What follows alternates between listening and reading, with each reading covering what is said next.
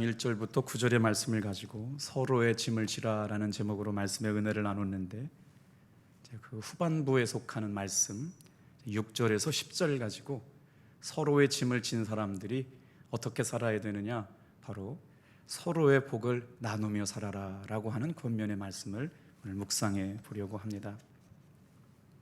우리 먼저 6절 말씀을 같이 한번 읽겠습니다. 시작. 가르침을 받는 자는 말씀을 가르치는 자와 모든 좋은 것을 함께 하라. 사도 바울의 서신서에 등장하고 있는 반복되는 단어 두 개가 있다면 바로 서로라고 하는 단어와 함께라고 하는 단어인데, 이 단어가 가지고 있는 의미가 참 깊습니다. 오늘 이 밤에도 1층에 앉아 계시고 또 2층에 앉아 계시고 또 가정에서 영상으로 예배드리는 성도 여러분, 우리가 사도 바울의 서신 갈라디아를 묵상하고 갈라디아서를 묵상하고 로마서를 묵상하면서 마음에 새겨야 할 두 단어가 있다면 바로 하나가 서로라고 하는 단어와 함께라고 하는 단어를 주목해서 보시면서 말씀의 은혜를 나눴으면 좋겠어요.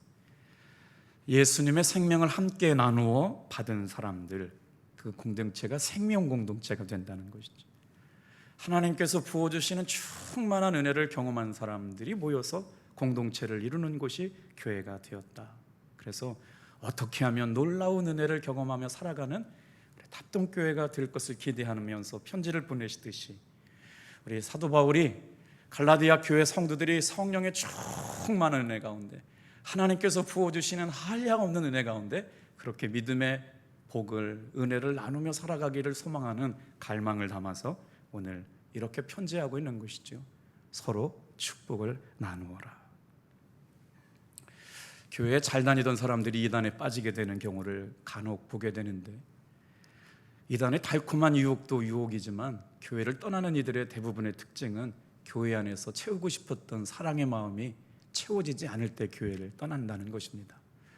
그렇기 때문에 코로나는 정말 많은 성도들이 교회를 이탈할 수 있는 나쁜 환경을 만들어 놓았다라고 하는 것이죠. 기도하자 그러면 마스크 때문에 안 됩니다. 모이자 그러면 코로나 때문에 안 됩니다. 우리가 뜨겁게 찬양하자 그러면 이 시국에 무슨 찬양입니까? 그러다 보니까 교회는 모여야 되고 교회는 찬양해야 되고 교회는 기도해야 되는데 그걸 못하니까 성도들의 신앙이 이제 자꾸 나태해지고 게을러지다가 주님의 은혜를 잊고 살아가도 괜찮은 것처럼 여겨지는 때를 만났기 때문에 오늘 저녁에 말씀을 듣고 또 영상으로 들어와 있는 성도 여러분, 다시 한번 우리가 받은 놀라운 은혜와 사랑을 충만하게 나누어서 하나님이 기뻐하시고 갈망하시는 아름다운 교회를 이루어갈 수 있는 귀한 성도님들 되기를 축복합니다. 자, 그런데 사실 이 말씀에 감추어져 있는 이면의 의미는 이런 것이죠. 여러분, 좋을 때 함께 좋은 것 나누는 건 누가 못합니까?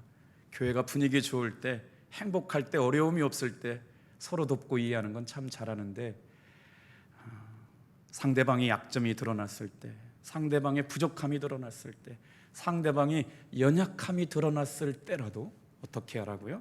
6절 말씀을 읽어볼게요. 아마 느낌이 달라볼 거예요. 초대교회는 성령으로 충만했고요, 사랑으로 충만했고요, 서로와 함께가 공동체가 이어지던 곳이었거든요. 그래서 6절에 어떻게 말씀하고 있느냐? 좋을 때뿐만 아니라 연약할 때도, 부족할 때도 함께 하라고 하는 것이죠. 6절 말씀 읽어보겠습니다. 시작. 가르침을 받는 자는 말씀을 가르치는 자와 모든 좋은 것을 함께 하라. 사실 목사는요, 언제 행복한 줄 아세요? 정말 다른 때 행복한 게 아니고요, 기도합시다 라고 할 때 모여주는 성도가 그렇게 고맙고 행복할 수가 없고요, 말씀 듣고 예배합시다, 그때 함께 해주는 성도가 얼마나 목회에 큰 힘을 주는 성도가 되는지를 몰라요. 오늘 이 저녁에도 여러분, 우리가 함께 모여서 은혜를 나누고 말씀을 듣는 이 시간 하나님이 새 힘 주실 줄로 믿습니다. 그러면서 어떻게 됐냐면 부족함이 드러나요, 약점이 드러나요, 허물이 드러났음에도 불구하고 신뢰하고 존경할 수 있는 공동체가 되는 것. 여러분, 부부가 살다 보면 그런 일 많지 않아요?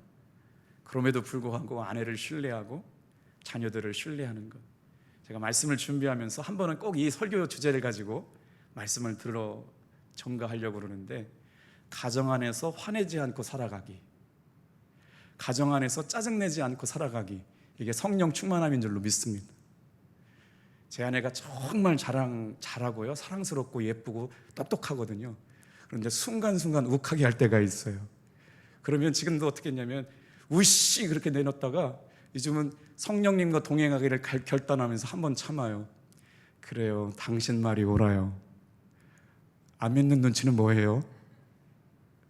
우리 자녀들이 얼마나 예쁘고 사랑스럽고 귀한지 몰라요. 근데 막내가 시험 보면서 아주 고집을 부려요.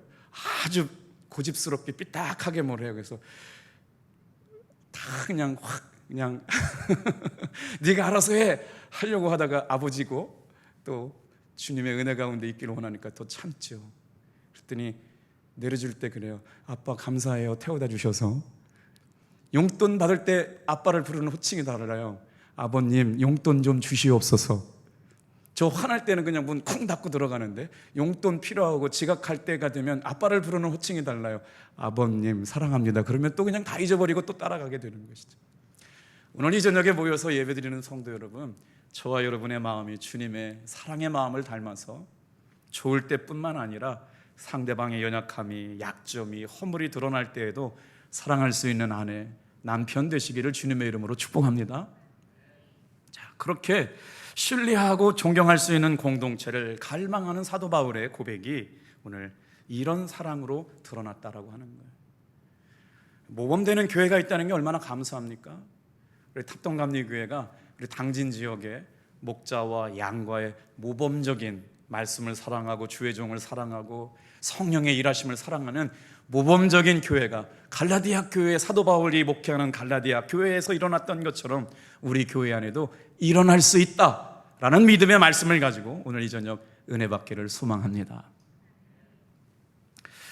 자, 이 말씀을 묵상한다 이런 생각이 들어요. 여러분, 모임의 횟수는 친밀함을 척도하는 증거가 될 수 있죠. 초대교회는 일주일에 몇 번 모였을까요? 여러분, 일주일에 한 번 모이는 게 그래도 감사하다고 할 수밖에 없잖아요. 서울의 여의도 순복음교회도 이렇게 띄엄띄엄 몇 명 앉아서 예배를 드리는 걸 보니까 참 어렵겠다.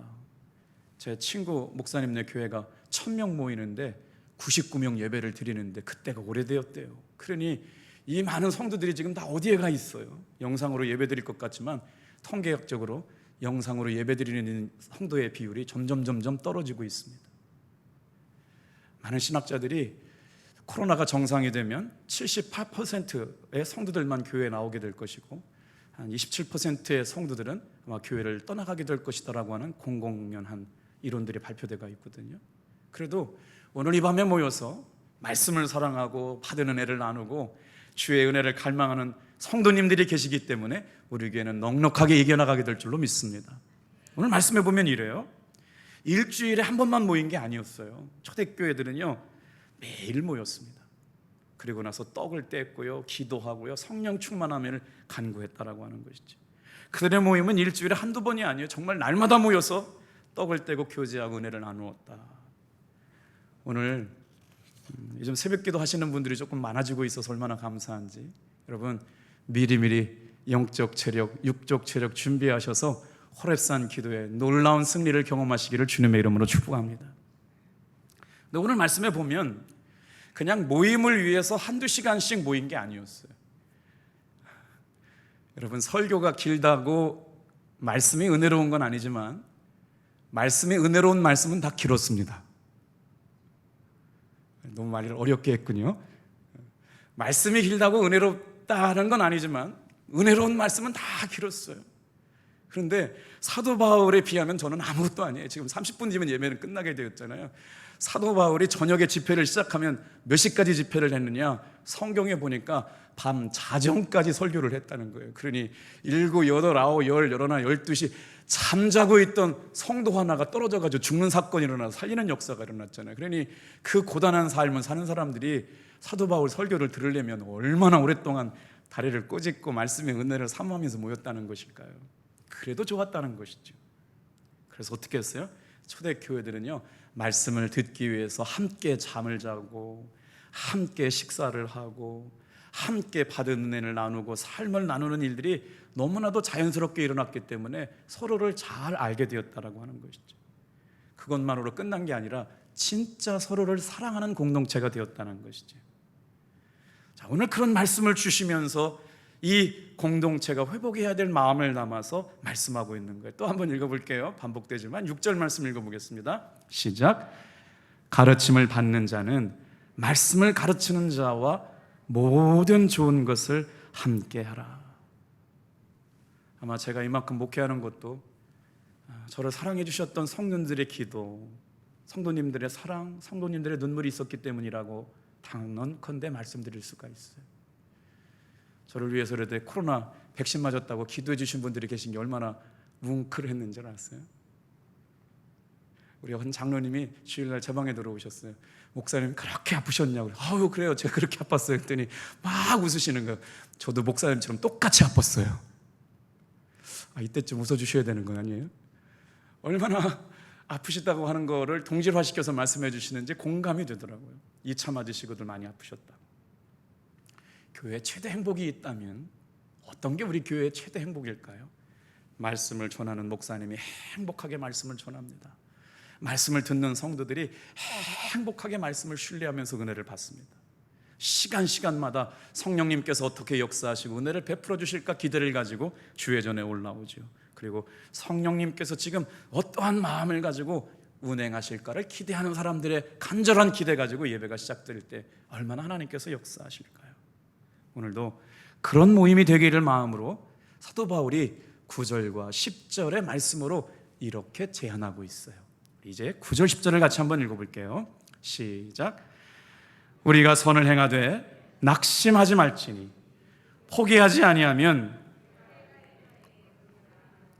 그러므로 우리는 기회에 있는 대로 모든 이에게 착한 일을 하되 더욱 믿음의 가정들에게 할지니라.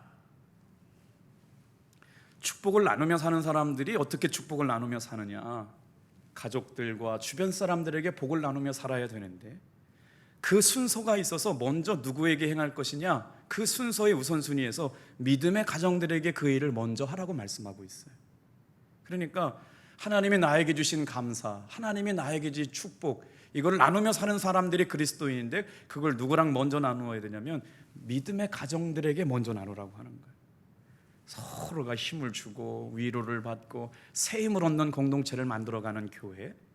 그래서 이것이야말로 그리스도인의 생활 방식입니다.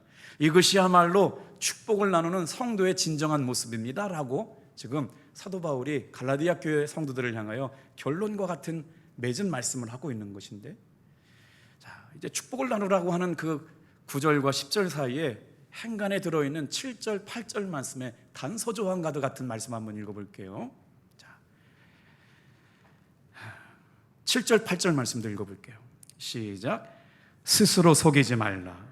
하나님은 업신여김을 받지 아니하시나니 사람이 무엇으로 심든지 그대로 거두리라.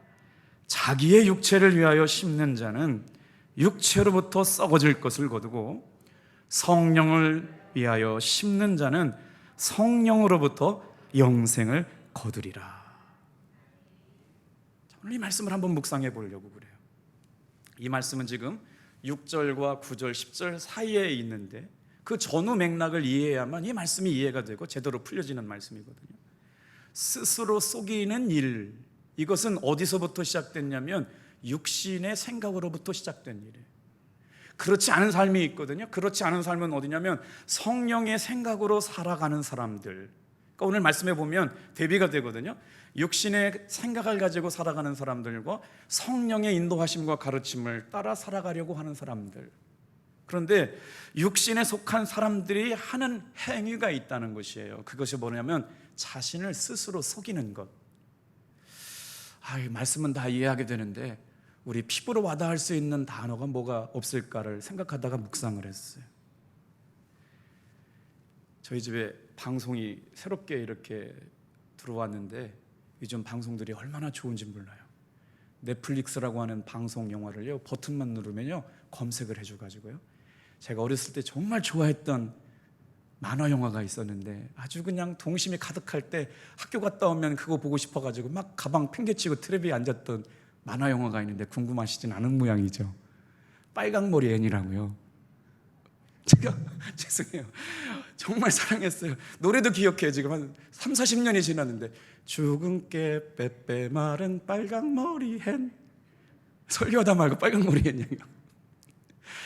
그런데 요즘요 이게 넷플릭스에서요 새롭게 제작을 했는데 정말 많은 은혜를 받고 있어요. 성경에서 은혜를 받아야지 무슨 외국 드라마에서. 거기에요 교회가 나와요. 교회가. 세상에 목사는 뭐만 보인다고요? 그 교회가요 메소디스트 처치예요. 감리교회예요. 감리교회. 그런데 그 감리교회 목사님이 굉장히 올드하고 시대를 못 따라가는 목사님으로 그려진다는 게 좀 아쉬움이 있는데, 감리교회 이제 캐나다에서 새겨진 원작인데 그게 이게 30부작이거든요. 날마다 고영광 사모한테 혼나요. 성경 안 읽고 그 영화 보고 있다고. 정말 감사한 건요, 기독교적인 신앙 안에서 어떻게 사람을 사랑할 수 있는가가 여실히 보여져요. 굉장히 수준 높은 드라마예요. 웰메이드 드라마거든요. 한번 넷플릭스 검색하시면서 성경 읽다가 한 번씩 보셔보세요. 자, 왜 근데 이 말을 하게 됐는지 모르겠네. 스스로 속이지 말라고 하는 말씀을 하다가 이렇게 들어왔는데 거기에 그런 정직함이 드러나요. 실제로 가정 안에서 식사 기도를 합니다. 매튜 아저씨하고 그 앤을 돌보는 어머니가 늘 같이 저녁마다 손을 잡고 기도하고 앤에게 하나님의 살아계심을 가르쳐주기 위해서 침대맡에 기도하지 않으면 아주 엄격하게 훈육하는 내용들이 나오거든요. 그러니까 전체적으로 보면 기독교적인 가치관 안에서 쓰여진 드라마라고 하는 걸 알 수가 있죠. 자, 이 말씀을 드리려고 했어요. 제가 너무 드라마를 사랑했더니 앤이 제 머릿속에 잔상이 넘어가지고 자꾸 앤이 떠오르는 거예요. 무슨 말씀인지 알죠? 제가 음란한 영상은 본 건 아닌데 사랑하는 애니메 드라마를 이게 영상이 이제 드라마로 된 거를 봤는데 고영광 사모 얼굴이 떠올라야 되는데 앤 얼굴이 떠오르는 거예요. 무슨 말씀인지 알겠죠? 앤이 얼마나 연기를 잘하는지 진짜 앤 같다. 우리 가족들이 다 같이 봤거든요. 너 정말 어떻게 앤을 저렇게 캐스팅을 했을까? 근데 오늘 말씀이 그런 거예요. 여러분, 우리 믿음의 성도들이 스스로 속이는 일이 뭐냐면 첫 번째, 음란한 영상을 보아도 자신은 죄짓지 않을 수 있다라고 하는 생각들을 갖게 되는 거라고. 요즘은 컴퓨터만 열면, 스마트폰만 열면, 핸드폰만 열면, TV만 열면 언제든지 음란한 일들을 경험하고 시청할 수 있게 되는데 드라마를 하나 보더라도 그것이 잠잘 때 잔상이 남더라고요. 그런데 음란한 영화나 동영상을 보면서 자신은 거룩하고 깨끗해서 범죄하지 않을 수 있다라고 하는 것을 뭐라고 얘기하고 있느냐면 따라해 볼까요? 스스로 속이지 말라. 장면이 생각이 나고 자꾸 그것들이 생각이 날 때 우리의 영이 틈타도록 오는 것이죠. 미혹의 영, 음란의 영. 그래서 우리 성도들이 그런 음란의 영에 노출되지 말아야 할 것이 바로 이곳에 있다는 거예요. 우리가 이렇게 자기 자신을 속이는 것은 하나님을 업신여기게 만드는 일인 것이죠. 또 뭐가 우리를 스스로 속이는 일일까요? 요즘 우리 감리교 목사님들 사이에서 아주 굉장히 큰 충격적인 일들이 좀 일어나고 있는데 다 같이 한번 때려볼까요? 여자와 단둘이 있으면서도 자기는 죄를 짓지 않을 수 있다는 생각. 남자들도 해야 돼요. 남자들만 하면 안 되죠. 여자들도 할 수 여자가 더 많으니까. 남자와 단둘이 있으면서도 자기는 죄를 짓지 않을 수 있다는 생각. 이게 바로 스스로를 속이는 거예요. 나는 절대로 유혹받지 않을 거예요. 나는 괜찮아요. 나는 정말 자신을 지킬 수가 있어요. 그런데 죄 지을 분위기가 만들어지고 죄 지을 장소가 정해지면 그 누구도 그 죄를 이길 수 있는 사람이 없다는 것이죠. 죄를 지을 수밖에 없는 환경, 죄를 지을 수밖에 없는 직장, 여러분 당장 손해가 되더라도 그곳에서 나오시기를 주님의 이름으로 축복합니다. 예를 들어서 스스로 우리를 속이는 거예요. 이제 청년들하고 신앙교육을 하다 보니까 고민이 뭐냐고 물어보면 직장 안에서 술 문제, 직장 안에서의 관계, 뭐 동료와의 관계. 그런데 늘 술, 담배가 걸리잖아요. 청년 때는. 그런데 그래요. 술집에 들어가도 나는 절대로 나는 술을 먹지 않을 수 있는 자신감이 있다는 생각들도 자기를 속이는 거죠. 술집에 들어가면 술을 먹게 될 수밖에 없고 술집에 갈 때 술 친구들과 함께 어울리다 보면 술의 유혹을 이길 수 있는 사람들이 없어요. 그래서 죄를 이기는 현명한 방법은 술을 먹을 장소에 가지 않는 것이죠. 술 친구를 만들지 않는 것이죠. 제가 강원도에서 목회할 때 대림건설이라고 하는 회사가 강원랜드 스키장하고 강원랜드 그 뭐라고 그래요? 곤돌라 하나가 2천만 원인데 그게 수백 개가 이렇게 곤돌라 라인에 걸치는 작업을 하는 분이 강경화라고 하는 집사님이 저희 지역을 다 순회를 하다가 자기 수준에 맞는 설교를 들을 수 있는 교회가 있을까 하고 다니셨었어요. 감사하게도 직원이 1,800명 되시는 그분이 저희 교회에 오셨었거든요. 그분이 정말 저희를 사랑해 주셨어요. 당신 여기서 재임하는 동안 목사님, 사모님한테 맛있는 거 사드리는 것 자신의 사명으로 생각하고요. 정말 소고기도 사주시고 장어도 사주시고 목회 열심히 하시라고 응원해 주셨던 분인데, 수요일 날 직원이 1,800명이나 되는 분이 수요일 날마다 예배를 나오시는 거예요. 너무 놀래가지고 아니 집사님, 그분이 광안대교를 놓으신 분이에요. 부산에 가서 사시는 분들은 아시겠지만 광안대교 하면 부산의 자존심이거든요. 그거를 놓으시고 대통령 표창을 받았던 분인데 수요일마다 교회를 오셔서 어떻게 수요일날 오시냐 그랬더니, 목사님 제가 은혜 받고 나서 제 소신이 얕다고 절대로 이권 청탁, 술 청탁하는 자리에 가지 않게 하기 위해서 자기는 중요한 약속이 있다고. 무슨 중요한 약속이냐? 하나님께 예배드리는 것이 자신의 인생의 가장 중요한 약속이라고. 철두철미하게 신앙을 지키고 주님 앞에 자신을 쳐서 복종시켜가는 정말 멋진 그리스도인을 만나서 1,800명의 직원 중에 예수 믿을 만한 사람 리스트를 만들어가지고 목사님 신방해보세요, 전화해보세요, 기도해보세요. 막 상상할 수 없는 일일 거예요. 막 개인정보도 있는데 대표가 공사장 건설소장 소장님이 신방하라고 리스트를 해가지고 연결시켜주는 놀라운 일들이 있었거든요. 근데 정말 강직한 신앙인이었어요. 부정과 불의에 타협하지 않겠습니다. 술로 인해서 로비받지 않겠습니다. 그래서 불의한 더러운 이득을 취하지 않겠습니다. 그래서 자기는 예배 시간 나온다는 건 정말 감동스럽더라고요. 술집에 들어가면 술을 먹지 않을 수가 없어요. 죄질 장소에 가면 죄를 짓지 않을 수가 없어요. 술의 유혹을 이길 수 있는 건 가지 않는 것이죠. 안 먹으려고 그 자리에 있는 건 어리석은 일이라고 하는 것이죠. 또 우리를 속이는 게 바로 뭐냐? 11조를 않고도 내가 얼마든지 잘 살 수 있다는 생각 갖고 살아가는 거예요. 11조는 하나님의 명령이고 성도의 의무입니다.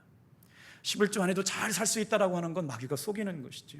하나님의 말씀을 저버리는 것이고 하나님을 불신하는 것이에요. 여러분, 또 자기를 스스로 속이는 것들이 어떤 거 있을까? 한번 다 같이 한번 따라해 볼까요? 회개만 하면 된다는 생각. 이런 생각들이 우리를 어떻게 만드냐면 계속 죄를 짓게 만들고, 또 교회 와서 회개만 하면 된다라고 생각하죠. 그런데 여러분, 그건 진정한 회개가 아니에요.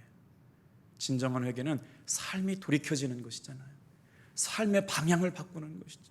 지금까지 살아왔던 삶의 모습이 너무 주님 앞에 부끄러워가지고 다시는 그렇게 살지 않겠다고 철두철미한 삶의 방향의 전환이 일어나는 게 진정한 회개인데, 그 회개는 성령님의 은혜가 있을 때 가능한 거죠. 오늘 예배 시간마다 그런 은혜가 있고, 속회로 모일 때마다 그런 시간이 있고, 우리 가정 안에서 우리 기도하는 어머니들의 기도를 통해 자녀들이 그렇게 돌아오게 되고, 우리 예배 시간을 통해서 매 예배 시간마다 이런 회개와 감동이 있는 예배가 드려질 수만 있다면 우리 교회는 정말 건강하게 부흥하는 교회가 될 줄로 믿습니다. 자, 그런데 더 무서운 생각이 하나 있어요. 다 같이 한번 따라해 볼게요. 이제 스스로 속이는 것, 이제 6번째를 묵상해 보는데 한번 따라해 보세요. 꼭 한 번만 해보겠다는 생각. 목사님이 목회한 것을 하다가 이제 상담한 건 노출하기가 금지되어 있잖아요. 신변보호의 역할, 또 성도의 개인적인 프라이버시를 보장해 줘야 되는데, 장로교회에서 우리 교회 부흥회를 오셨어요.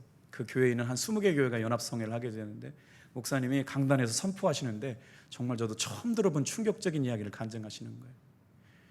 교회 안에 두 집사가 있었는데, 남자 집사와 여자 집사가 죄송해요, 어디에서 불꽃이 튀겼는데 남들이 말하는 사랑의 마음이 급속도로 강해진 거예요.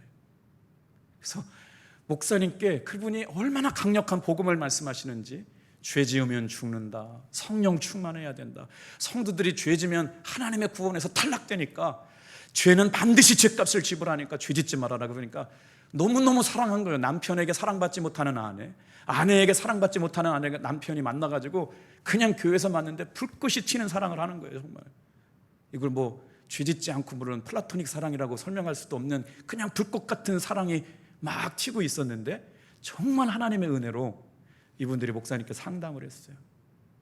목사님, 저 사랑하는 집사님과 한 번만 성적인 결합을 갖고 그만에 헤어지면 안 됩니까? 이걸 목사님께 상담을 해온 거예요. 그래도 얼마나 감사해요. 아주 매력적으로 들리지 않아요? 이야, 달콤하겠다. 그렇게 사랑하는 영혼 남녀가 그렇게 교회 아니지만 그래도 한번 즐겨볼 수 있잖아요. 그 쾌락의 뭔지 맛을 보고 좀 끊어낼 수 있다고 생각을 하고 목사님께 상담을 요청한 거예요. 자기들이 죄를 짓는 걸 정당하기 위해서 목사님께 상담을 하는데 그 목사님이 이런 지하에 거절했죠. 왜 그러느냐? 그 만남은 절대로 한 번으로 중단될 수 없는 만남이기 때문에 그렇다. 세상의 유혹이 그래요. 코로나로 생길 때 우리가 어떻게 예배를 드렸습니까? 한 번 예배를 못 드리니까 우리는 정말 다 눈물로 예배를 드렸어요. 생생하게 기도해요. 원로 목사님, 사모님 저기 앉으셔서 막 눈물로 기도할 때 저는 강단에 있었죠. 저도 피눈물이 났어요. 원로 목사님 계실 때는 목회가 참 은혜롭게 잘 됐는데 담임이 바뀌었는데 예배를 드릴 수가 없다니. 충구동부 교회 학교 어린이들이 예배를 못 나오고 새벽 기도에 말씀이 중단되고 기도가 중단돼서 앉아있는데 저도 피눈물이 나더라고요. 그런데 어떻게 됐어요? 와, 예배를 드리게 되니까 막 기뻐 뛰며 찬양하며 눈물이 나는데 지금은 1년 반 동안 예배를 안 드렸는데 이게 감동이 사라진 거예요. 우리 다시 모였을 때 하나님 앞에 기쁨과 감동으로 예배합시다 그랬는데 이제는 한 번 예배 안 드리는 게 쉽지 2번 예배 안 드리니까 에이 괜찮네 뭐 그러다가 3번 안 드리니까 이상하다 3번 빠져도 괜찮네 그러는 거예요. 이제 이야, 한 달 빠져도 괜찮네 그러다가 1년 빠졌는데도 교회 안 나오는 분들이 굉장히 많아요. 지금 우리 교회 제적 인원이 800명인데 그분들 다 언제 교회 나올지 모르겠어요. 영상으로 드리고 있는 여러분, 예배 드리고 있는 성도 여러분, 부탁드립니다. 돌아오는 주일에 백신 2차까지 맞으신 분들은 얼굴 한번 보여주시려고 교회 나오시기를 주님의 이름으로 축복합니다. 아멘 소리가 좀 커야 나올 것 같아요. 할렐루야. 아니, 매일같이 나오라는 것도 아니고 일주일에 한 번, 한 달에 한 번은 교회 나오셔야죠. 안 나오시면 교회 떠난 줄 안다고요. 그래서 모였으면 좋겠다는 것이죠. 왜요? 우리의 신앙을 스스로 속이는 것은 하나님을 거짓말하게 만들고 만홀히 여기게 만드는 것이기 때문에. 자, 이것이 술 먹는 것도 그래요. 저는 술을 많이 먹어보지 못했지만 한 잔이 2잔 되고 2잔이 3잔 되고 3잔이 4잔 돼서 언젠가는 알코올 중독자가 되죠. 이게 죄의 습성이라고 하는 것은 절대로 내가 끊고 싶다고 해서 끊어지지 않는다라고 하는 것입니다. 이번 한 번만의 유혹, 이번 주만 빠지고 다음 주에 나갈게요. 그러다가 못 돌아오는 사람들이 많아요. 혹시 오늘 이 자리에도 여러분 우리의 마음속의 영상 가운데도 이번 딱 한 번만 죄짓고 회개하겠다라고 하는 마음, 그것도 스스로 속이는 것이라고 하는 걸 깨닫게 되길 바랍니다. 그런데 그 사람들이 오늘 본문의 말씀이면 사도 바울의 관점에서는 뭐라고 그러냐면 이렇게 표현하고 있어요. 다 같이 한번 따라합시다. 아무것도 되지 못하고 된 줄로 아는 자들아. 그 사람들을 지칭하는 단어가 뭐냐면 율법주의자들이에요. 자기는 말씀을 지켰어요. 예배를 지켰어요. 11조를 드려 정말 중요한 일이죠. 근데 아무것도 되지 못한 상태이면서도 무언가 됐다고 착각하고 살아가는 사람들. 그 사람들이 뭘 했어요? 나는 의롭기 때문에 너는 잘못됐어. 그래서 고소했어요. 고발했어요. 정죄했어요. 우리 교회 안에서는 마찬가지예요. 나는 옳고 너는 틀리다고 얘기하는 사람들이 많아요. 지방에서도 마찬가지예요. 그런데 이것이 자칫 사도 바울이 경계하라고 하는 율법주의로 흐를 수가 있다고요. 당신이 틀렸기 때문에 고소하고 고발하고 판단하고 정죄하는 일. 사도 바울이 지금 이 사람들을 가리켜서 뭐라고 말씀하고 있느냐면 아무것도 되지 못하고 된 줄로 아는 사람들아, 이 율법주의자들아, 이렇게 얘기하고 있는 거거든요. 자, 그래서 마태복음 7장 2절 말씀에는 뭐라고 말씀하는지 한번 같이 읽어볼게요. 시작. 너희가 비판하는 그 비판으로 너희가 비판을 받을 것이요. 자, 이제 스스로 속이는 자에 대해서 말씀을 묵상하다 보니까 더 중요한 말씀이 남았어요. 무슨 말씀이냐면요, 심은 대로 거두게 하시겠다는 영적 추수의 법칙을 말씀하고 있습니다. 8절 말씀 한번 같이 읽어볼게요. 시작. 자기의 육체를 위하여 심는 자는 육체로부터 썩어질 것을 거두고 성령을 위하여 심는 자는 성령으로부터 영생을 거두리라. 그러니까 사도 바울이 갈라디아서 6장 1절 말씀에 서로의 짐을 지라고 할 때는 뭐냐면, 형제들아, 사람이 만일 무슨 범죄한 일이 드러나거든, 교회 안에도 마찬가지예요. 답동교회 성도들아, 성도들 가운데 누군가 범죄한 일이 드러나거든, 신령한 너희는 온유한 심령으로 그러한 자를 다시 한번 따라합시다. 바로잡고. 이게 성령 충만한 삶을 살아가는 사람들이라는 거예요. 나는 의롭기 때문에, 나는 바르기 때문에 저들을 정죄하고 고소하고 고발하는 삶이 아니에요. 성령이 충만한 사람은, 형제들아, 너희 가운데 무슨 범죄한 일이 드러나거든 신령한 너희는 온유한 심령으로 그들을 바로잡고. 그렇게 바로잡기 위해서는 어떻게 해야 돼요? 자기가 희생해야 돼요. 자기가 모범이 돼야 돼요. 자기가 짐을 먼저 지는 거예요. 그래서 성령 충만한 갈라디아 교회 성도들의 모습, 율법 아래 있지 아니하고 성령이 있는 사람들을 위해서 어떻게 살아야 되냐? 다 같이만 따라합시다. 너희가 서로 짐을 먼저 져라. 이게 교회, 진정한 주님이 원하시는 교회다운 교회라고 하는 것이죠. 그랬더니 그 열매가 어떻게 돼요? 육신의 생각을 따라가지 않고 성령의 생각을 따라가면서 성령이 기뻐하시는 열매가 맺혀지게 되었다. 오늘 그 말씀하고 있는 거예요. 오늘 다 같이 한번 따라해 보겠습니다. 성령의 지배를 받지 않으면 우리 속에서 나오는 모든 것은 다 육적인 것들입니다. 사도 바울이 굉장한 지금 진리를 말씀하고 있는 거예요. 하나님의 은혜가 떠나 있는 사람들에게는 하나님의 능력을 경험할 수가 없어요. 하나님의 능력은 어떻게 되느냐? 하나님의 힘은 우리를 이 시간 강하게 할 줄로 믿습니다. 하나님의 지혜는 오늘 이 저녁에 나와서 말씀을 듣고 있는 우리를 지혜롭게 만들 줄로 믿습니다. 하나님의 능력은 우리를 십자가의 보혈의 능력으로 구원하시기에 부족함이 없는 구원을 베풀어 주시는 은혜입니다. 오늘 말씀을 묵상하는데 제 마음속에 떠나가지 않는 단어가 계속 머물러 있었어요. 뭐냐면, 하나님의 일하심은 나의 생각과 나의 상상 이상을 초월하여 역사하시는 분이에요. 하나님은 사람이 할 수 없는 것을 하나님의 방법으로 이루어 가시는 분입니다. 하나님이 오늘 이 예배 가운데 나와 있는, 주님, 내 암병은 못 치실 거야. 저 왼수 같은 남편은 못 고치실 거야.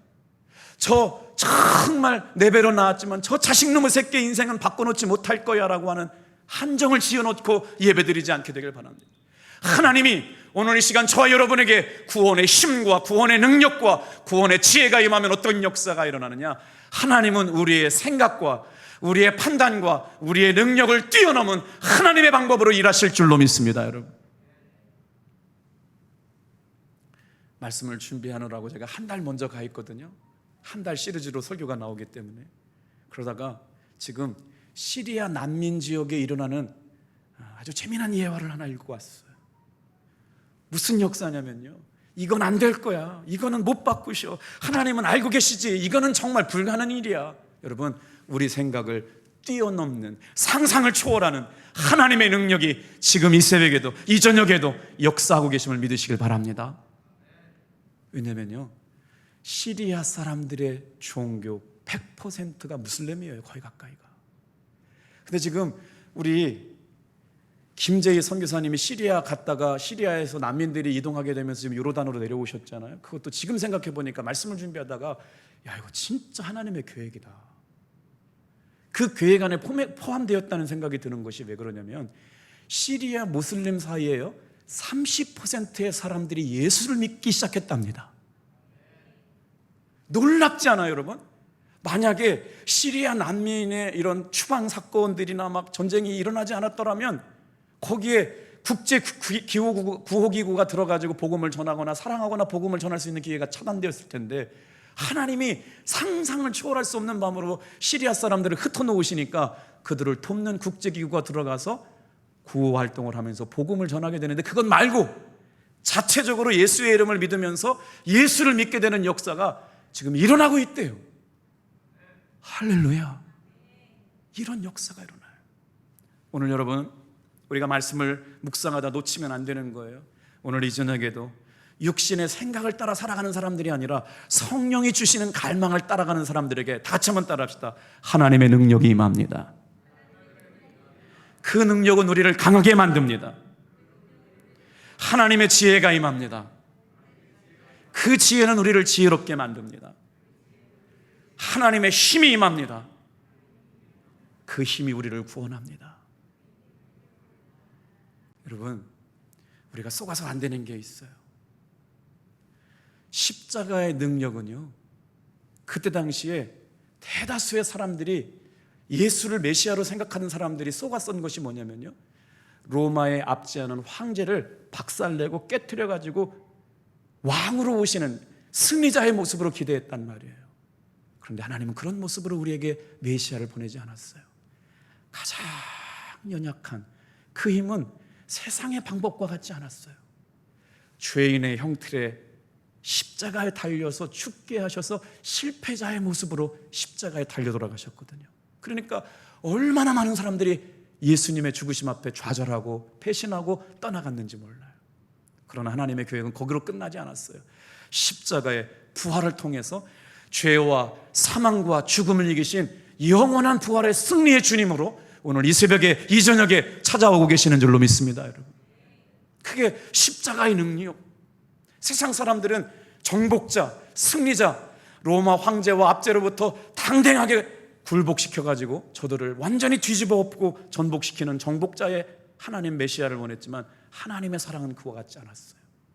죄인의 형틀에서 죽으셨지만 사망과 죽음의 권세를 이기시고 부활하신 하나님의 능력과 방법으로. 그런데 진짜 그리스도인들이 예수를 믿기 시작했거든요.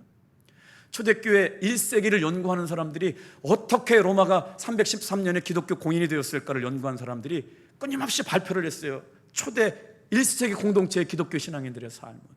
여러분, 거기에 가장 강력한 변화의 시작이 어디서부터 시작되느냐, 로마 군인들이 예수의 부활을 목격했기 때문에 그래요.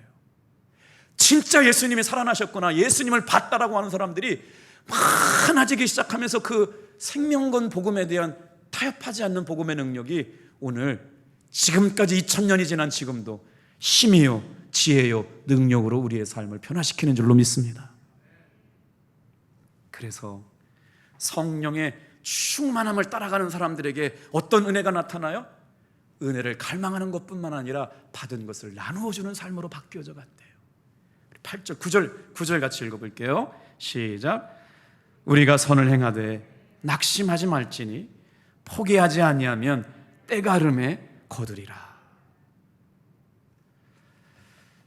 다른 사람을 돕는다는 게 얼마나 어려운가요?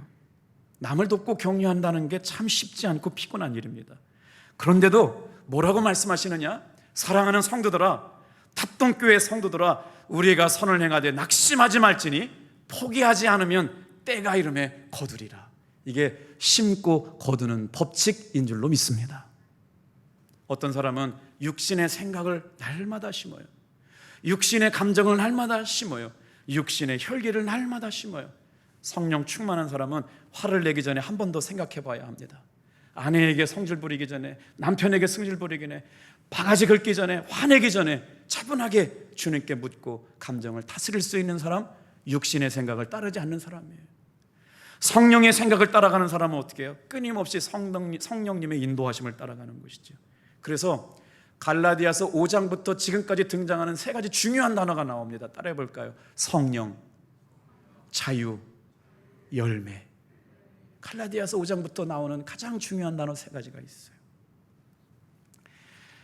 목회를 하면서 날마다 배우는 일이 있습니다. 어제 광고를 했잖아요. 성경적 성교육을 위한 기도하는 부모님들의 모임을 합니다 했는데, 속회에서 이렇게 주일날 광고까지 했는데 몇 분이 안 들어오셨어요. 그래서 교육자들하고 상의해서 목사님 장소를 어디로 합니까? 그래서 10명만 와도 성공이니까 그냥 예찬실에서 우리 합시다. 그러면서 기도만 하고 있었을 뿐인데요, 세상에 말이에요, 35명이나 되는 분이 함께 하셨어요. 성경적 성교육. 그래서 제가 피드백을 받았어요. 어땠습니까? 그랬더니 목사님, 우리만 듣기 너무 아까워가지고요, 여선교회나 남선교회 헌신 예배 때 좀 오셔서 들었으면 좋겠어. 그렇게 좋았냐고. 그렇게 좋았다고. 오늘 사랑하는 성도 여러분, 하나님이 그 말씀 드리려고 그래요. 그래서 강사비를 드려야 되는데 강사비를 안 받겠다는 거예요. 어떻게 강사비를 안 받냐? 자발적으로 정말 주님이 채워주시는 것 같고 공급받고 힘을 얻어서 운영 자체가 된다는 거예요. 강사비를 못 드려서 너무 감동스러워가지고 점심은 제가 우리 교회에서 섬기겠다고 해서 교회에서 했는데 밥값 10만 원 나왔더라고요. 너무너무 감동스럽더라고요. 그때 주님이 주신 생각이 이거예요. 다 같이 한번 따라합시다. 선교 헌금은 하늘의 창고를 여는 열쇠입니다. 다 같이 한번 따라해보세요. 선교 헌금은 하늘의 창고를 여는 열쇠입니다. 그분들이요, 동성애 반대하고 당진역에 가가지고 피켓 시위하고 있고요, 학교에 들어가서 성경적 성교육한다고요, 정식적인 단체를 만들어가지고요, 학교에 들어가서 그 성교육을 하더라고요. 거기서는 성경 얘기 못하지만 어떻게 우리가 가정을 지키고 몸을 지키고 해야 되는지 그런 일들을 하고 있더라고요. 우리 선교회 선자 한번 초대하셔서 했으면 좋겠어요. 자, 여러분, 왜 선교의 헌금이 하나님이 기뻐하시는 하늘 창고를 여는 열쇠라고 말씀하시는지 성경에 나와 있어요. 제가 본 기도를 주일마다 드리는 그 기도의 내용이거든요. 우리 빌립보서 4장 15절 말씀은 같이 읽고 마칠게요. 자, 같이 읽어요. 15절 시작. 빌립보 사람들아, 너희가 알거니와 복음의 시초에 내가 마게도냐를 떠날 때 주고받는 내 일에 참여한 교회가 너희 외에 아무도 없었느니라. 16절 데살로니가에 있을 때에도 너희가 한 번뿐 아니라 두 번이나 나 있을 것을 보내었도다. 내가 선물을 구함이 아니요 오직 너희에게 유익하도록 풍성한 열매를 구함이라. 내게는 모든 것이 있고 또한 풍부한지라. 에바브로디도 편내 너희가 준 것을 받음으로 내가 풍족하니 이는 받으실 만한 향기로운 제물이요 하나님을 기쁘시게 한 것이라. 나의 하나님 그리스도 예수 안에서 영광 가운데 그 풍성한 대로 너희 모든 쓸 것을 채우시리라. 할렐루야. 서로 축복을 나누며 은혜를 나누며 삶의 은혜를 나누며 살아가는 성도 여러분, 우리 탑동교회 그런 교회 되었으면 좋겠어요. 국일보에 겨자씨라고 하는 난에 실린 예화 하나 말씀드리고 마칠게요. 서울에서 사업을 하는 사업가가 계시는데 사업을 하다 보면 부도유기가 참 많죠. 100만 원 못 막아서 부도나는 게 회사인데, 이 사장님 사업가가 예수 잘 믿는 사업가인데 회사가 부도나게 되었는데 다 정리하고 나니까 수중에 남는 돈이 딱 500만 원이 남았대요. 교회를 갔습니다. 그런데 교회를 갔는데 필리핀 어느 교회, 어디냐면 파나이 섬에 교회를 개척하는데 교회 드릴 장소가 없어가지고 성도들이 수십 명 모이는데 나무 그늘 밑에서 예배를 드린다는 얘기를 듣고, 이 돈은 내가 쓸 것이 아니라 기왕이 망하는데 주님의 영광을 위하여 필리핀 파나이 섬에 있는 교회 개척 헌금으로 드리겠다고 500만 원을 헌금했대요. 여러분, 어떤 역사가 일어났는지 아세요? 왜 선교 헌금이 하나님의 하늘의 창고를 여는 놀라운 축복의 열쇠가 되느냐? 세상에 파나이에서 나무 그늘 밑에서 예배드리는 성도들이 한국의 한 사업가가 교회를 지어주는데 이 교회의 이름을 부도교회라고 줬대요.